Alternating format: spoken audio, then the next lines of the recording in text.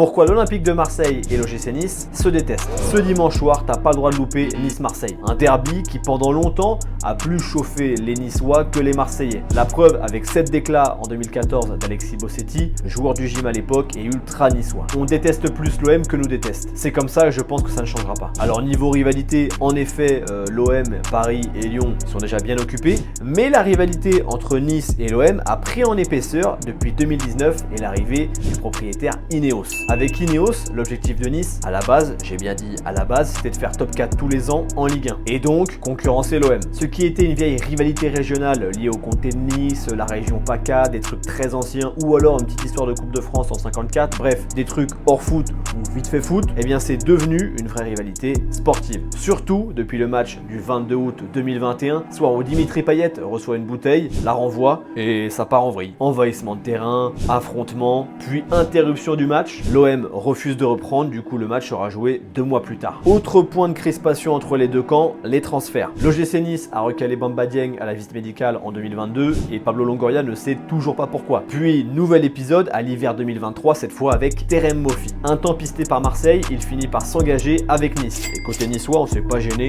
pour chambrer l'OM là-dessus. Ça se réchauffe à tel point que depuis 2021, les parcages visiteurs sont vides à chaque match. Ce sera encore le cas dimanche soir. Et vu le contexte chaud de l'OM en ce moment avec l'arbitrage, la réponse de Nice à ce sujet, histoire de bien lancer le match, moi je vous le dis, le Nice-Marseille de ce dimanche soir, faut pas le rater.